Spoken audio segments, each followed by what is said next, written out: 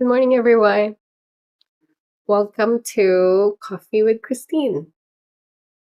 Um, yeah, this is the third episode, and I just want to share really quick that it's very scary.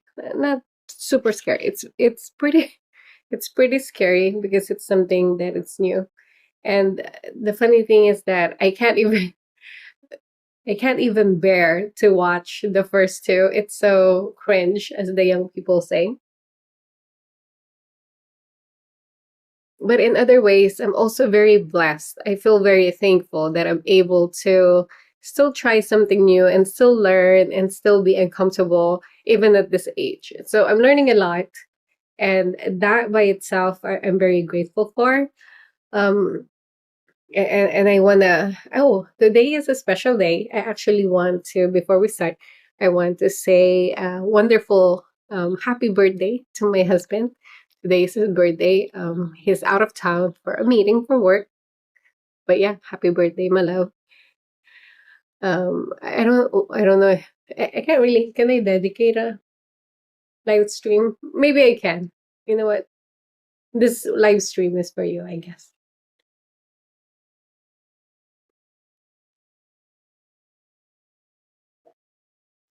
I was just watching how things about learning, and they were talking, and I know this to be true. Also, I guess it's more of a reminder, and they're talking about when you're learning, it's easy to look at a paper or look at the things that you've done wrong and say, oh, okay, I see. But the act of actually doing things, it exposes you to a lot more, I guess, little intricacies of what, the knowledge really needs to be for that to happen.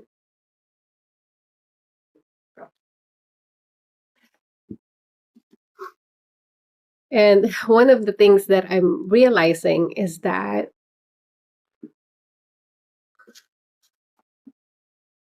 one of the things that I'm realizing is that for this one, um, it's not easy to talk to yourself for 20 minutes at a time. Not easy at all. Just a second. Let's just make sure that it's working.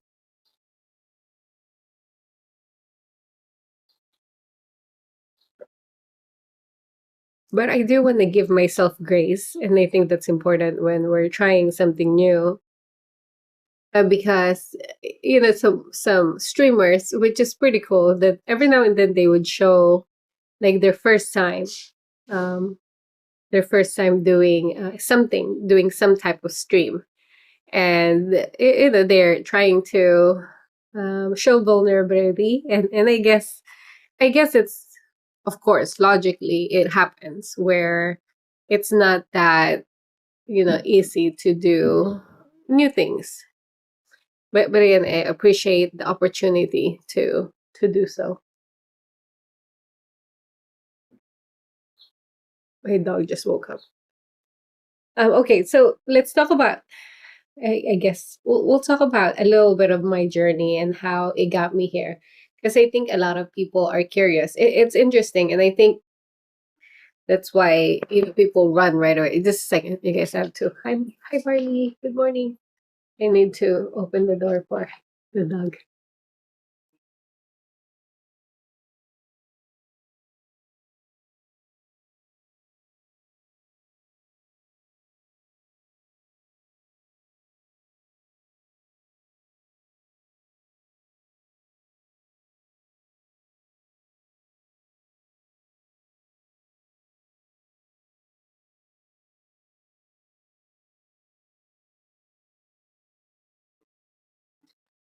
Thank you. Sorry. You need to go outside.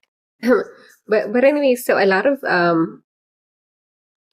politicians, of course, it makes sense to start campaigning early, just because there's so much to do. You have to introduce yourself to the community if that's not already done, right?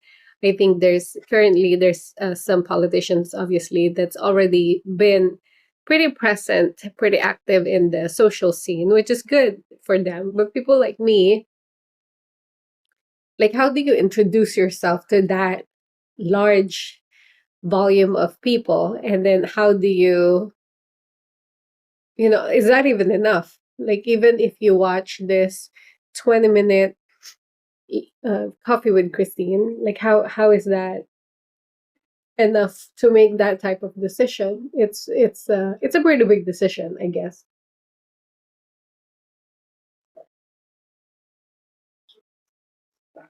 So just a little bit about me, just because I want to clarify that I'm not big in identity politics. I'm not big on those type of push, or at least angle from a political way. But it's more of, I think, the person I am today in front of you is the result of all of these things that has happened in my life, and all the things that I am. Maybe some my choice, some not. Like, some characteristics, of course, we don't choose where we're born and things like that. So I guess I should talk about a little bit, and like how my story started, just to introduce myself a little bit more to you. Just because I guess it's kind of, I don't want to say hard, but it's kind of confusing to just jump into the middle without giving context on why I feel this the way that I feel, or why I act the way that I act. And my friend said that he liked my coffee mug. It's good. It is pretty cute. So I am an immigrant, as I mentioned in my stump speech. That stump speech, by the way, cost 12 grand. Supposed to cost 10 grand, but that required like a lot more than just joining, paying 10 grand. And I really didn't want to have someone else write it, because I felt that it was very personal, and I wanted to make sure that I own every word that's in it. That's my dog. Hopefully, I wish you guys could see him. He's so cute.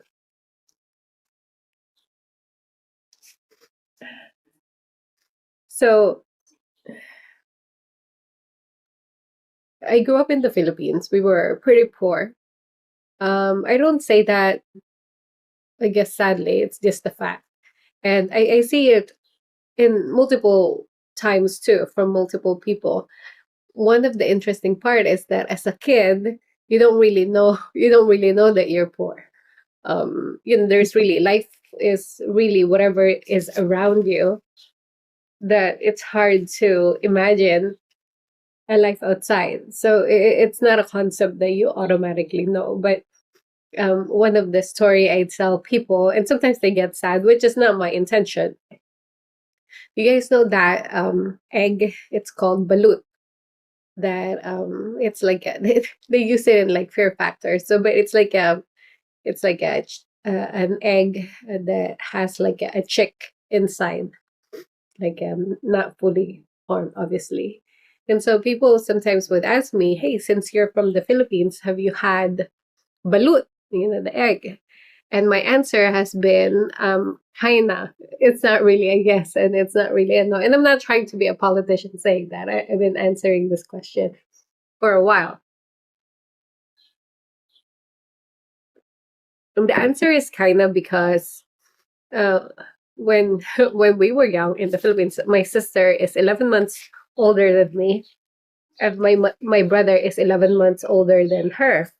So sometimes when we have extra money, they would take us. My parents would take us to, we call it plaza, and we get to buy the egg. But we don't really have money to buy 3 eggs for 3 kids. So what we do is that we just split the egg. So my brother will get the chick part, and my sister would get the yellow part, and I get the white part, which is the hard part. So technically, I ate the white part. I guess sometimes my sister would share the yellow part, but that's rare because she has her part and I have my part. And then my brother would get the chick instead. So, that's kind of the life that we have. And I don't remember any incident where I got to have my own egg and my own balloon.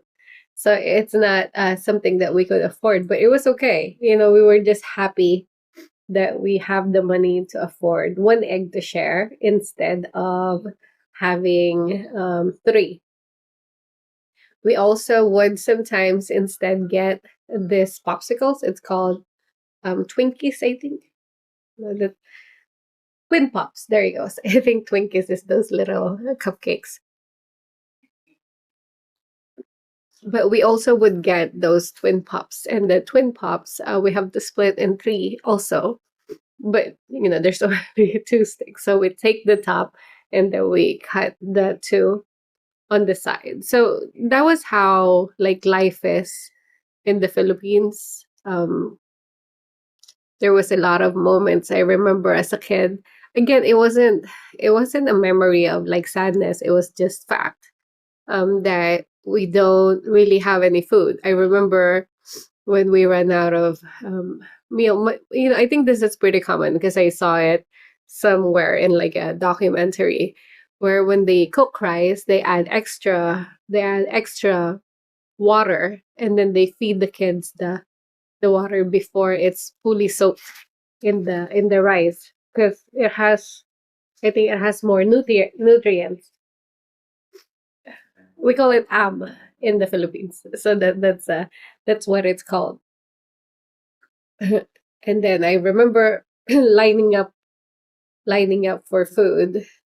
Just the three of us, and then it was a game. So my mom has like a small soup, and then someone would, like a kid will sip a soup and then go in the back, and then it's just something like that, and we just kind of take turns eating. And when we run out of food, then it's just rice, and we just put soy sauce. I guess I'm saying that um, just because the reality of how things like run out is like pretty much one of my earliest thought. It was like implied and automatic that when you see something, like you already are calculating like the portion, I guess, that you can afford. It was never there was never any abundance. I tell my kids that sometimes I open our fridge and it kind of still choked me up a little bit because in the Philippines, when you open the fridge, it's just water. That's the only thing that's inside it. There's never any like actual food. But like soon after, which is actually not that long, these memories are like maybe less than 6 years old.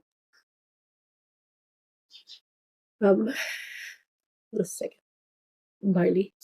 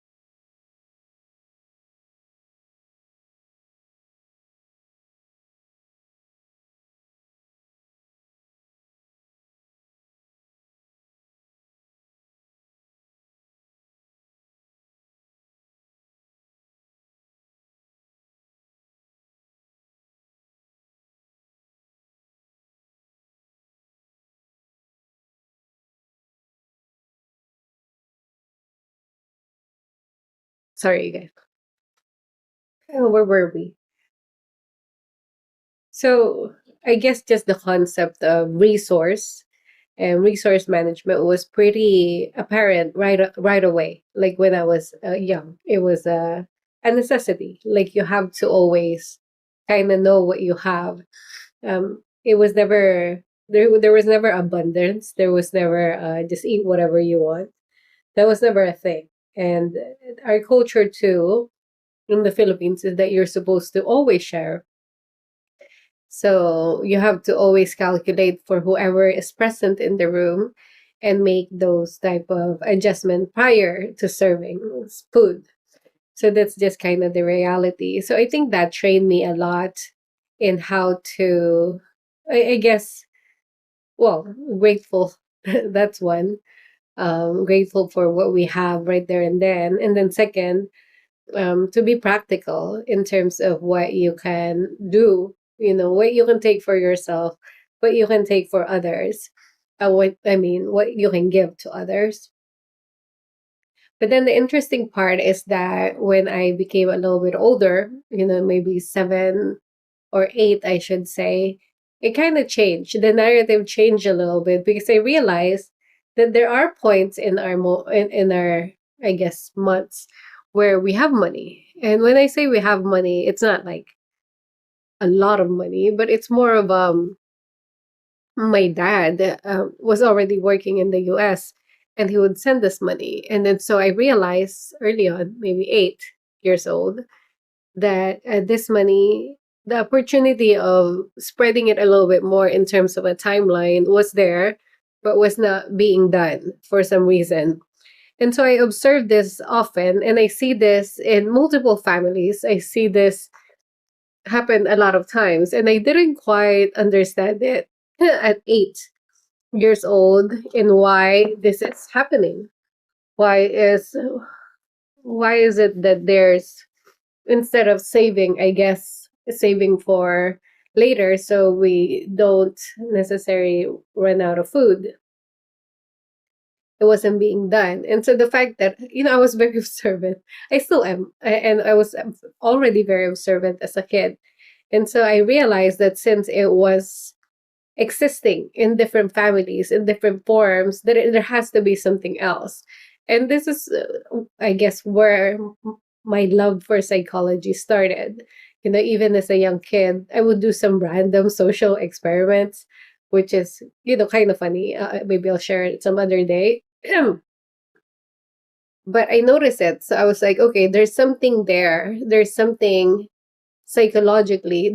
I was thinking this prior to knowing what the field of psychology is, that there's something there that's influencing the decision making process that makes it so that when we get the money, instead of remembering like what happened a few weeks ago and preparing for that, that we just in response actually go the opposite and spend so much, I- and it's you can see that now. You can research that now. I can send you guys a link in here if you want, in like the psychology behind it. But I think for people that suffers from, I guess, not having enough, this is a perspective. This is like a tendency that happens. I read this in one of the books also. This is a pretty common, I guess, phenomenon. Um, but I think from the perspective of my family is that, especially if when you have kids, of course you want to give them everything and any opportunity where you can, you would. It's almost like it's not really you per se that's deprived, but it's more out of service for the people that you love. That you want them to at least experience quote unquote luxury or quote unquote joy for a fraction of the time. But young Christine, um, I guess didn't agree with this approach, like right off the bat. Like I guess, for me and in the adults' rationale, I mean, I can't really blame them. At that point, at 8 years old, young Christine didn't have the responsibility of the real responsibility of worrying about the emotional growth and like the physical growth and um, like the perception of poverty and whatnot, to your kids. Like, 'cause that's a different feeling. Every parent knows that, of course, you want your kids to do well and you want them to have a good life. But anyway, so during that time, what I started to do is that during that abundant phase, we would get allowance, for example, and that we're supposed to spend it at school, and we're supposed to, do things with it. My mom, she would make us practice managing money, and again, this was very early on, and we have to buy our food from her, like in the food that she cooks from home, instead of us just having dinner at home. She would charge us with the money that she gave us, but the idea is that she wants to teach us the concept of spending. And I remember, regardless, I don't want to spend at all, and I just keep it, because in my head I know that in a few weeks or a few days, actually, we're gonna run out, and I want to make sure that that money that that is given to me, I can put aside and use for a later day, which is actually what happened. So when the money would run out, which it always does, then I just pull my quote unquote savings. I just pull the money that I have there, and I would, buy some dried fish, and I would buy some canned foods just to make sure that we have like something to eat. So that's kind of, I guess that's the first concept of money for me. It was all like pretty much forced savings. Now, my mom, unfortunately passed away when I was 12. And so I was 12 when my sister was 13 and my brother was 14, and my dad was working in the US. So he only comes home once a year for a month. But he calls often. It's like Charlie's Angels. He's always calling, even though it was pretty expensive for the phone call back then. But it was decided by my dad that he's gonna give me the money to handle for the family at 12 years old. So I guess that's my early relationship with money. It was never something that I seek for the purpose of having it. It was never like that. I guess I was way below the poverty line for that to happen. I wanted to make sure it was a tool, and I wanted to make sure that to protect myself and to protect my family, even though, again, for the record, the responsibility that I feel, I'm sure, is not as heavy as the responsibility that adults around me, or I guess I shouldn't say I'm sure, but I don't have the extra guilt of being a parent at that point, because I was probably 8 years old. But that responsibility, nonetheless, to do my part, I guess, to do what I can, was already evident at that time. That I knew that I have some sense of control, not a lot. I'm not working, but whenever a money touched my hand, someone gave it, which is usually, of course, that's how it works. Then I have to be responsible and use it properly, so I can use it for a later time. Um, anyways, so I guess that's 7:01. Thank you for watching or listening. If you ever watch or listen, or if you're gonna watch later, again, just to say, it's very intimidating to put your thoughts unfiltered out in the world. I think most people wouldn't want to do that, because there's a lot of risk, as everyone can probably already assume. Um, But we all have to start somewhere, or I have to start somewhere, I guess, if I want um, to introduce myself to the state. Then this is something that needs to get done, and these are my unfiltered thoughts. But I'm proud of my thoughts. Again, it's not, I guess, rehearsed, or it's not, um, I guess, nicely spoken, or I'm not using the perfect words, but it's authentic. And yeah, just putting a piece of my soul, I guess, in YouTube, um, to maybe live forever. The scary concept, but again, thank you for supporting me as I learn. Thank you for giving me a little bit of your time. And I'll see you guys tomorrow again at 6:30. Maybe we'll continue our journey. Happy birthday again to my love, and I'll see you guys tomorrow. Bye. Have a good day.